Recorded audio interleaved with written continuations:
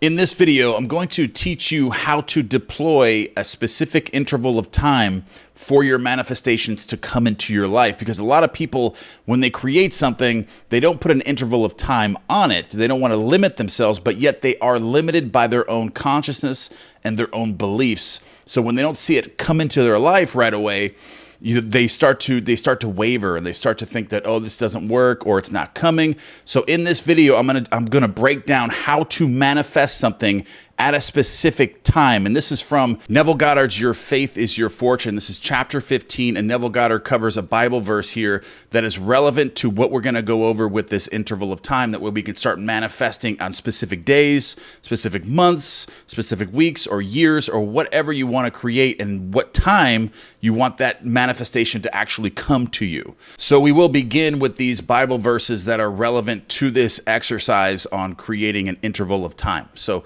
let not your heart be troubled. Ye believe in God, believe also in me. In my Father's house are many mansions. If it were not so, I would have told you. I go to prepare a place for you, and if I go and prepare a place for you, I will come again and receive you unto myself, that where I am, there ye may be also. That's John 14, verse 1 through 3. Let not your heart be troubled. Ye believe in God, believe also in me. In my Father's house are many mansions. If it were not so, I would have told you. I go to prepare a place for you, and if I go and prepare a place for you, I will come again and receive you unto myself, that where I am, there ye may be also. The me in whom you must believe is your consciousness. The I am, it is God. It is also the Father's house, containing within itself all conceivable states of consciousness. Every conditioned state of consciousness is called a mansion. This conversation takes place within yourself. Your I am, the unconditioned consciousness, is the Christ Jesus speaks to the conditioned self, or the John Smith consciousness. I am John, from a mystical point of view, is two beings, namely Christ and Jesus. So the separation. So I go to prepare a place for you, moving from your present state of consciousness into that state desired. So it is a promise by your Christ, or awareness of being, to your present conception of yourself, that you will leave your present consciousness and appropriate another. So man is such a slave to time that if after he has appropriated a state of consciousness, which is not now seen by the world, and the appropriated state, does not immediately embody itself, he loses faith in his unseen claim. So what Neville Goddard is saying here is a lot of people will create something in their imagination. They will assume something within their consciousness, and if it doesn't happen right away, they automatically just go back to their former static state of being, which is not having a thing. Like, they'll appropriate it just for a short amount of time, and if they don't see it come into their lives immediately, then they just give up on it altogether. Okay, so because of this limitation of man, I have found it very helpful to employ a specified interval of time in making this journey into a prepared mansion. Okay, so this is where Neville Goddard's going to go over how to create a specific interval of time for something to come into your life. Okay, so we have all cataloged the different days of the week, months of the year, and seasons. By this, I mean, you and I have said time and time again, why does today feel like Sunday or Monday or Saturday? We have also said in the middle of summer, why this feels and looks like the fall of the year. What Neville Goddard is saying here is that we all have specific feelings for specific times of the year, like Christmas, Thanksgiving, Easter, different things like summertime, springtime, winter. You have different feeling states that are associated with those specific times of the year. So you can start creating your imaginal acts at specific times and then create that feeling. Like, for example, like Christmas time.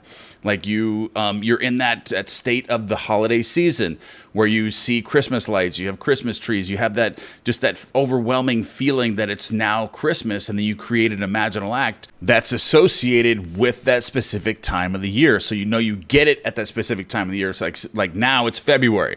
So if I were to imagine something happening to me in Christmas, I would make it Christmas. I would make Christmas now in February, and then I would make it real. I would see the Christmas lights. I would would go through this in my imaginal act of it now being Christmas and make it now. So that would impress the subconscious mind with my imaginal act coming true or coming into fruition in Christmas. So I have that interval of time to wait till it happens, but I know that it's going to happen in December. It's absolutely going to happen. And then Neville Goddard goes on here. He says, this is positive proof that you and I have definite feelings associated with these different days, months, and seasons of the year. Because of this association, we can at any time consciously dwell in that day or season which we have selected. Do not selfishly define this interval in days and hours because you are anxious to receive it, but rather simply remain in the conviction that it is done. Time, being purely relative, should be eliminated entirely, and your desire will be fulfilled. This ability to dwell at any point in time permits us to deploy time in our travel into the desired mansion. Now I, which is consciousness, go to a point in time and there prepare a place. If I go to such a point in time and prepare a place, I shall return to this point in time where I have left, and I shall pick up and take you with me into that place which I have prepared, that where I am, there ye may be also. Let me give you an example of this travel. Suppose for a second you had an intense desire. Like most men who are enslaved by time, you might feel that you could not possibly realize so large a desire in a limited interval. But admitting that all things are possible to God, believing God to be the me within you or your consciousness of being, you can say, as John, I can do nothing. But since all things are possible to God, and God I know to be my own consciousness of being, I can realize my desire in a little while. So essentially, most people are enslaved by time because that's the way that you were raised. There's always an interval of time that needs to take place in its natural order in order for you to receive something. This is a very deep-seated belief. But once you understand that you can do anything through Christ and that anything is possible to God and that your consciousness of being actually is God, then this can help with the intervals of time and the natural sequence of events that need to take place in order for you to receive a manifestation. But until you can get that, overcome those beliefs, which can be done, but they do take some time to actually really, really start making those changes through deep meditation and having visions and running your own experiments, like creating things with your imagination. Like I did this a lot of times, where I would create something intentional, like something really, really unorthodox that nothing could really explain how it happened other than my own imagination.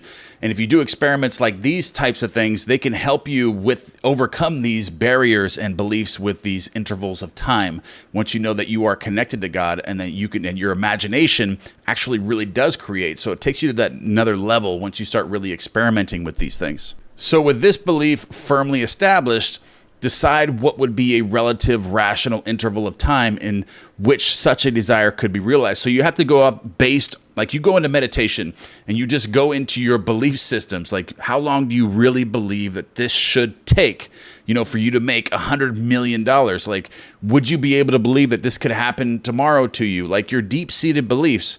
So you really need to know this, and this is what Neville Goddard is talking about here. So with this belief firmly established, decide what would be a relative, rational interval of time in which your desire could be realized, like a natural state. What would it take for you to believe that this can happen?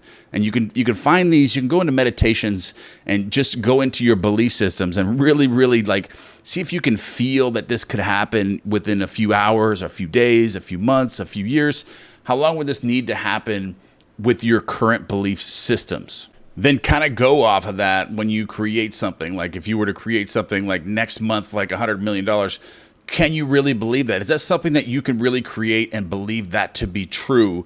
Like deep-seated beliefs that can actually happen to you. Because if you create something so big and it's supposed to happen tomorrow, you may have all these different limitations. So these different limitations based on all of your beliefs and everything you were taught as you were being raised and everything that you believe to be true and consent to be true in your world. And that could automatically just throw you off completely. And then it doesn't happen. And then your confidence level goes down and things like that. And Neville Goddard gets into that confidence right here, which is really good. So time is ever conditioned by man's conception of himself, which is exactly true.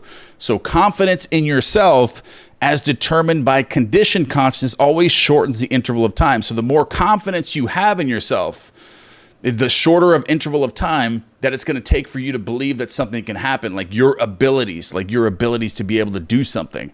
So, and he goes into that right here. So if you were accustomed to great accomplishments, like your story, like your past, have you created large things? Like, have you created, have great accomplishments in your past, in short amount of times? Would you give yourself a much shorter interval of time in which to accomplish your desire than the man schooled in defeat? Okay, so, but if you've had tons of failures, everything you've tried to do in your past that you can remember, you've always failed doing it. And now you're trying to create something bigger than ever. I mean, a lot of times what Neville Goddard is saying here is that confidence in yourself, as determined by conditioned consciousness, always shortens the interval of time. So be very careful of what you're creating and make it a rational interval of time based on what you consent to be true in your world. So Neville Goddard goes on even further here. So if today were Wednesday and you decided that it would be quite possible for you, for your desire to embody a new realization of yourself by Sunday, then Sunday becomes the point in time that you would visit. So this is where we go back to creating your imaginal act with a specific interval of time. So if today were Wednesday and you decided that it would be quite possible for your desire to, you decided based on your beliefs, based on your confidence levels and what your abilities are, it can be quite possible for that desire to embody itself by Sunday. Then Sunday becomes the point of time that you would visit. So then you would create that feeling that it's now Sunday, even though it's actually Wednesday. So in your imaginal act, you go to Sunday. So then it feels like the weekend. Sunday does have, like a connection with a certain feeling state. Like you have certain sensations when it's Sunday and when it's Wednesday. So there's a big difference between that. So capture that feeling that it is now the weekend, it's Sunday. You have that feeling now. So create that new feeling, then take Sunday to Wednesday, which is now. So create that now, and then this new idea or this new, realization or new manifestation that you want to come into your life, include that in your imaginal act for that Sunday. And Neville Goddard explains it right here. So to make this visit, you shut out Wednesday and let in Sunday. This is accomplished by simply feeling that it is Sunday. Begin to hear the church bells. Begin to feel the quietness of the day and all that Sunday means to you. Actually feel that it is Sunday now. So you're making Sunday Wednesday. And all of the feelings that are associated with that, create that. So you really are capturing that feeling that it is now Sunday, but it's actually Wednesday. So when this is accomplished, feel the joy of having received that which on Wednesday was but a desire, but feel the complete thrill or relief of having received it and then return to Wednesday, the point in which time you left behind you. And in doing this, you created a vacuum in consciousness by moving from Wednesday to Sunday. Nature, abhorring vacuums, rushes in to fill it, thereby fashioning a mold in the likeness of that which you potentially create, namely, the joy of having realized your defined desire. As you return to Wednesday, you will be filled with a joyful expectancy. All right, so when you come back from your imaginal act, from going into Sunday and making that real, that feeling and the sensations of Sunday, having the thing desired on Sunday, when you come back and return to Wednesday, you will be filled with a joyful expectancy that this is actually 100% going to come to you on Sunday, because you have established the consciousness of that which must take place the following Sunday. And as you walk through the interval of Thursday, Friday, and Saturday, nothing is going to disturb you, regardless of conditions, because you predetermined that which you would be on the Sabbath or Sunday, and that remains an unalterable conviction. Okay, so it doesn't matter what happens. Like if you were to create getting a brand new car on Sunday, but on Thursday and Friday, something happens to where it doesn't even, everything's going against it. Everything looks like it's completely against you getting this brand new car or whatever, relationship, or, a brand new job or career. You are not fazed by whatever happens Thursday, Friday, and Saturday. You are in the conviction and with the faith, because you have predetermined that which you would be on the Sunday. And that remains an unalterable conviction within you. And that is the key to using the law of assumption. So things are going to change. It doesn't matter what happens. You have to stay 100% convicted that this is actually going to happen on Sunday. So having gone before that and prepared the place, you have returned to John and now are now taking him with you through the interval of the 3 days into the prepared place, that he might share your joy with you.